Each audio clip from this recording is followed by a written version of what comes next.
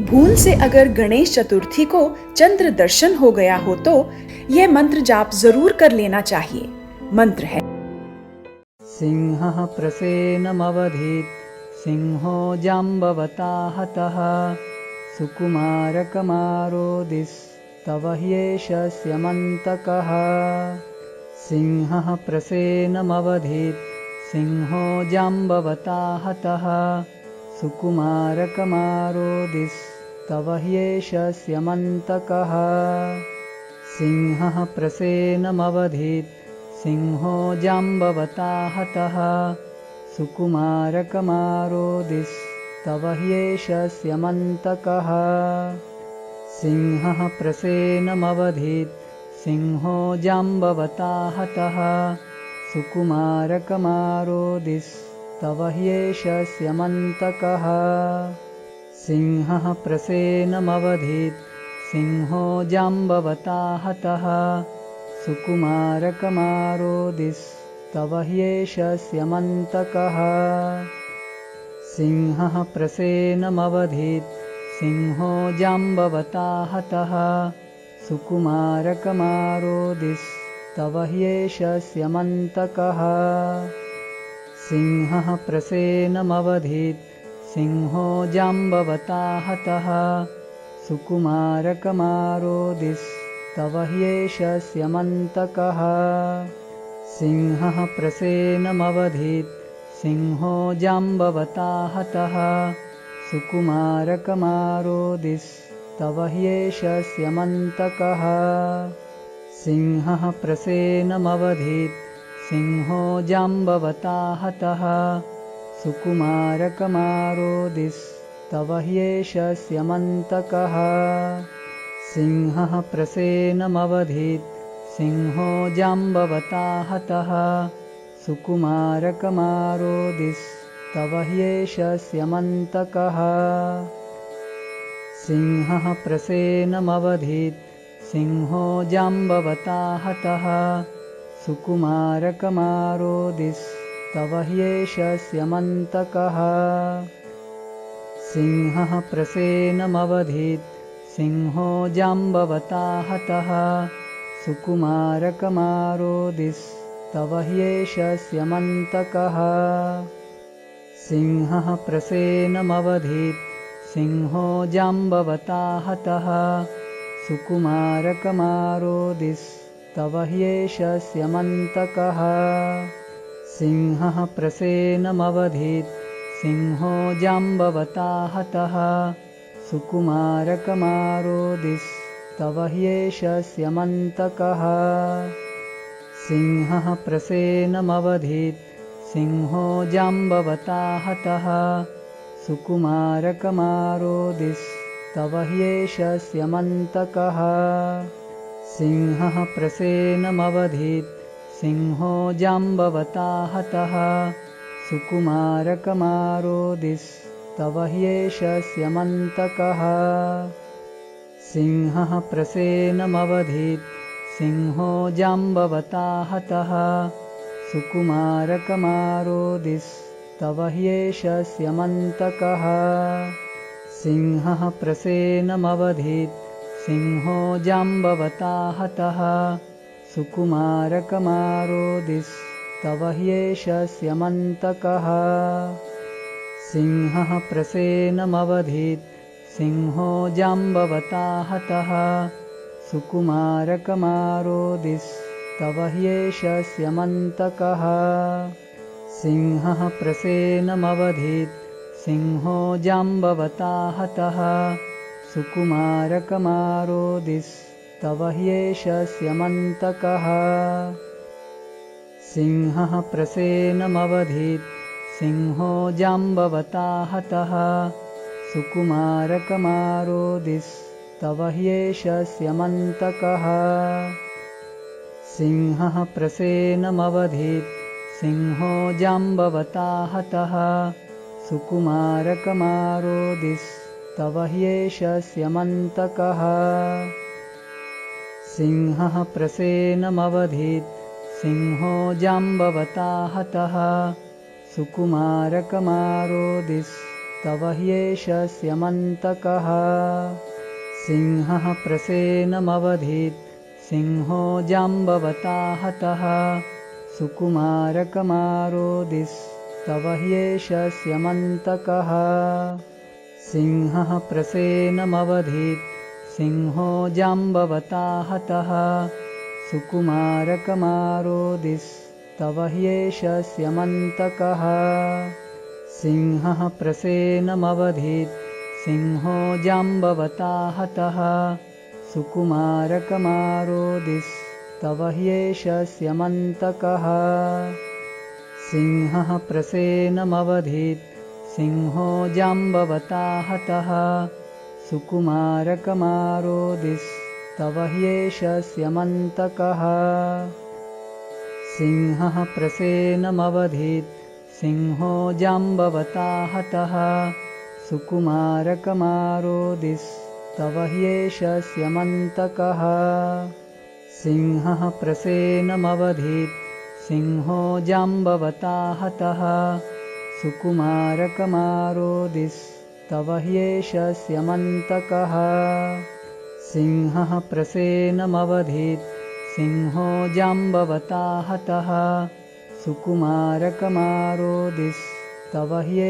सिंहो जाम्बवता हतः सुकुमारकमारोदिस्तव ह्येष स्यमन्तकः सिंहः प्रसेनमवधीत् सिंहो जाम्बवता हतः सुकुमारकमारोदिस्तव ह्येष स्यमन्तकः सिंहः प्रसेनमवधीत् सिंहो जाम्बवता हतः सुकुमारकमारोदिस्तव ह्येष स्यमन्तकः सिंहः प्रसेनमवधीत् सिंहो जाम्बवता हतः सुकुमारकमारोदिस्तव ह्येष स्यमन्तकः सिंहः प्रसेनमवधीत् सिंहो जाम्बवता हतः सुकुमारकमारोदिस्तव ह्येष स्यमन्तकः सिंहः प्रसेनमवधीत् सिंहो जाम्बवता हतः सुकुमारकमारोदिस्तव ह्येष स्यमन्तकः सिंहः प्रसेनमवधीत् सिंहो जाम्बवता हतः सुकुमारकमारोदिस्तव ह्येष स्यमन्तकः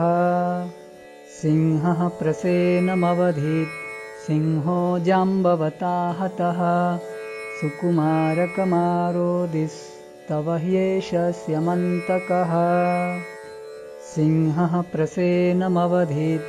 सिंहो जाम्बवता हतः सुकुमारकमारोदिस्तव ह्येष स्यमन्तकः सिंहः प्रसेनमवधीत् सिंहो जाम्बवता हतः सुकुमारकमारोदिस्तव ह्येष स्यमन्तकः सिंहः प्रसेनमवधीत् सिंहो जाम्बवता हतः सुकुमारकमारोदिस्तव ह्येष स्यमन्तकः सिंहः प्रसेनमवधीत् सिंहो जाम्बवता हतः सुकुमारकमारोदिस्तव ह्येष स्यमन्तकः सिंहः प्रसेनमवधीत् सिंहो जाम्बवता हतः सुकुमारकमारोदिस्तव ह्येष स्यमन्तकः सिंहः प्रसेनमवधीत् सिंहो जाम्बवता हतः सुकुमारकमारोदिस्तव ह्येष स्यमन्तकः सिंहः प्रसेनमवधीत् सिंहो जाम्बवता हतः सुकुमारकमारोदिस्तव ह्येष स्यमन्तकः सिंहः प्रसेनमवधीत् सिंहो जाम्बवता हतः सुकुमारकमारोदिस्तव ह्येष स्यमन्तकः सिंहः प्रसेनमवधीत् सिंहो जाम्बवता हतः सुकुमारकमारोदिस्तव ह्येष स्यमन्तकः सिंहः प्रसेनमवधीत् सिंहो जाम्बवता हतः सुकुमारकमारोदिस्तव ह्येष स्यमन्तकः सिंहः प्रसेनमवधीत् सिंहो जाम्बवता हतः सुकुमारकमारोदिस्तव ह्येष स्यमन्तकः सिंहः प्रसेनमवधीत् सिंहो जाम्बवता हतः सुकुमारकमारोदिस्तव ह्येष स्यमन्तकः सिंहः प्रसेनमवधीत् सिंहो जाम्बवता हतः सुकुमारकमारोदिस्तव ह्येष स्यमन्तकः सिंहः प्रसेनमवधीत् सिंहो जाम्बवता हतः सुकुमारकमारोदिस्तव ह्येष स्यमन्तकः सिंहः प्रसेनमवधीत् सिंहो जाम्बवता हतः सुकुमारकमारोदिस्तव ह्येष स्यमन्तकः सिंहः प्रसेनमवधीत् सिंहो जाम्बवता हतः सुकुमारकमारोदिस्तव ह्येष स्यमन्तकः सिंहः प्रसेनमवधीत् सिंहो जाम्बवता हतः सुकुमारकमारोदिस्तव ह्येष स्यमन्तकः सिंहः प्रसेनमवधीत् सिंहो जाम्बवता हतः सुकुमारकमारोदिस्तव ह्येष स्यमन्तकः सिंहः प्रसेनमवधीत् सिंहो जाम्बवता हतः सुकुमारकमारोदिस्तव ह्येष स्यमन्तकः सिंहः प्रसेनमवधीत् सिंहो जाम्बवता हतः सुकुमारकमारोदिस्तव ह्येष स्यमन्तकः सिंहः प्रसेनमवधीत् सिंहो जाम्बवता हतः सुकुमारकमारोदिस्तव ह्येष स्यमन्तकः सिंहः प्रसेनमवधीत् सिंहो जाम्बवता हतः सुकुमारकमारोदिस्तव ह्येष स्यमन्तकः सिंहः प्रसेनमवधीत् सिंहो जाम्बवता हतः सुकुमारकमारोदिस्तव ह्येष स्यमन्तकः सिंहः प्रसेनमवधीत् सिंहो जाम्बवता हतः सुकुमारकमारोदिस्तव ह्येष स्यमन्तकः सिंहः प्रसेनमवधीत् सिंहो जाम्बवता हतः सुकुमारकमारोदिस्तव ह्येष स्यमन्तकः सिंहः प्रसेनमवधीत् सिंहो जाम्बवता हतः सुकुमारकमारोदिस्तव ह्येष स्यमन्तकः सिंहः प्रसेनमवधीत् सिंहो जाम्बवता हतः सुकुमारकमारोदिस्तव ह्येष स्यमन्तकः सिंहः प्रसेनमवधीत् सिंहो जाम्बवता हतः सुकुमारकमारोदिस्तव ह्येष स्यमन्तकः सिंहः प्रसेनमवधीत् सिंहो जाम्बवता हतः सुकुमारकमारोदिस्तव ह्येष स्यमन्तकः सिंहः प्रसेनमवधीत् सिंहो जाम्बवता हतः सुकुमारकमारोदिस्तव ह्येष स्यमन्तकः सिंहः प्रसेनमवधीत् सिंहो जाम्बवता हतः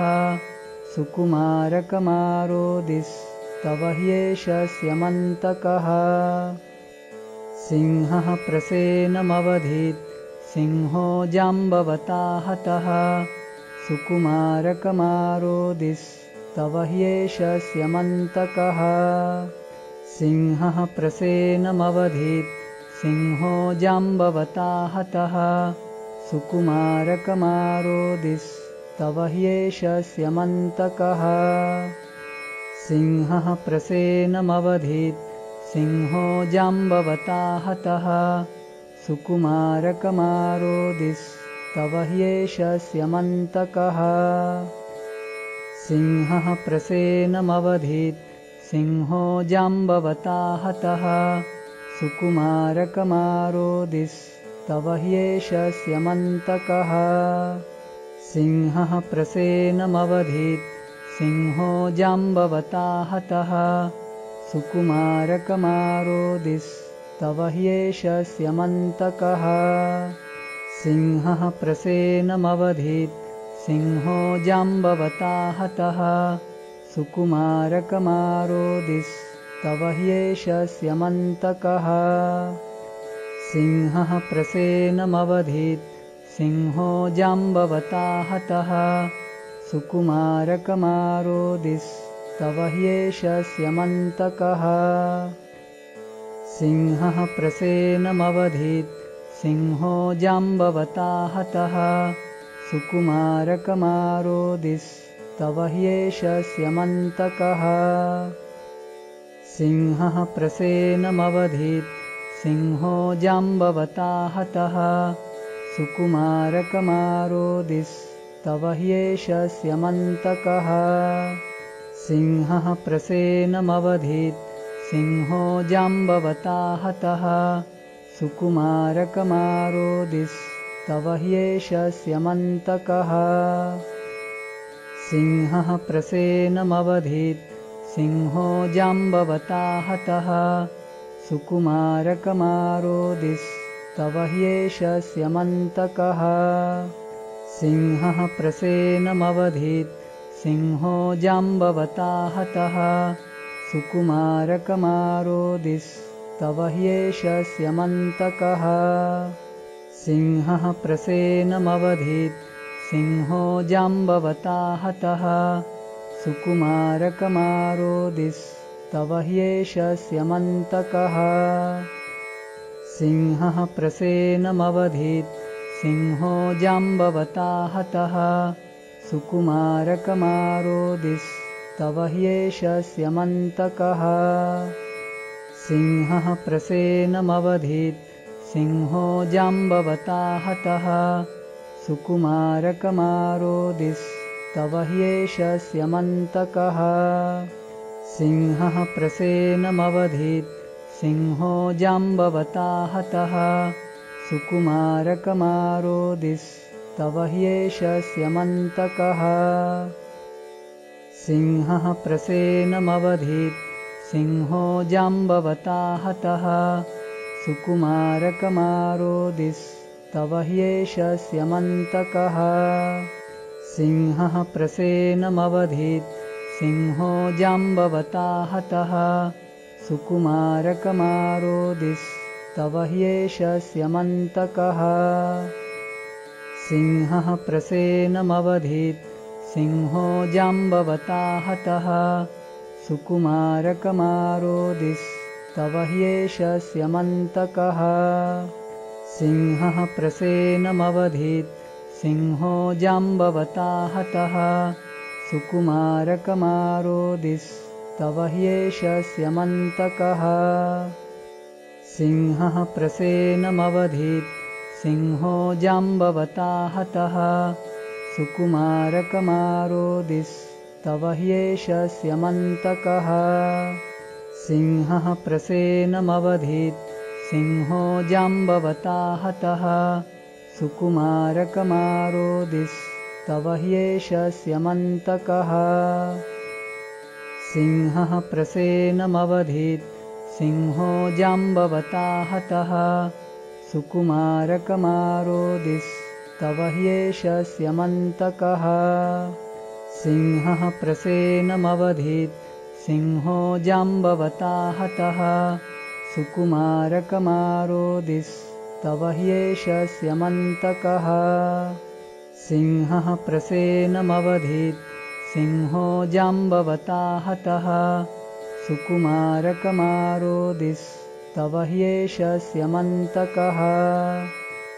सिंहः प्रसेनमवधीत् सिंहो जाम्बवता हतः सुकुमारकमारोदिस्तव ह्येष स्यमन्तकः सिंहः प्रसेनमवधीत् सिंहो जाम्बवता हतः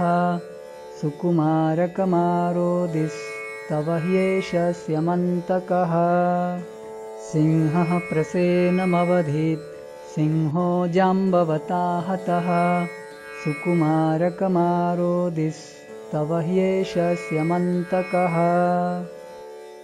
सिंहः प्रसेनमवधीत् सिंहो जाम्बवता हतः सुकुमारकमारोदिस्तव ह्येष स्यमन्तकः सिंहः प्रसेनमवधीत् सिंहो जाम्बवता हतः सुकुमारकमारोदिस्तव ह्येष स्यमन्तकः सिंहः प्रसेनमवधीत् सिंहो जाम्बवता हतः सुकुमारकमारोदिस्तव ह्येष स्यमन्तकः सिंहः प्रसेनमवधीत् सिंहो जाम्बवता हतः सुकुमारकमारोदिस्तव ह्येष स्यमन्तकः सिंहः प्रसेनमवधीत् सिंहो जाम्बवता हतः सुकुमारकमारोदिस्तव ह्येष स्यमन्तकः सिंहः प्रसेनमवधीत् सिंहो जाम्बवता हतः सुकुमारकमारोदिस्तव ह्येष स्यमन्तकः सिंहः प्रसेनमवधीत् सिंहो जाम्बवता हतः सुकुमारकमारोदिस्तव ह्येष स्यमन्तकः सिंहः प्रसेनमवधीत् सिंहो जाम्बवता हतः सुकुमारकमारोदिस्तव ह्येष स्यमन्तकः सिंहः प्रसेनमवधीत् सिंहो जाम्बवता हतः सुकुमारकमारोदिस्तव ह्येष स्यमन्तकः सिंहः प्रसेनमवधीत् सिंहो जाम्बवता हतः सुकुमारकमारोदिस्तव ह्येष स्यमन्तकः सिंहः प्रसेनमवधीत् सिंहो जाम्बवता हतः सुकुमारकमारोदिस्तव ह्येष स्यमन्तकः सिंहः प्रसेनमवधीत् सिंहो जाम्बवता हतः सुकुमारकमारोदिस्तव ह्येष स्यमन्तकः।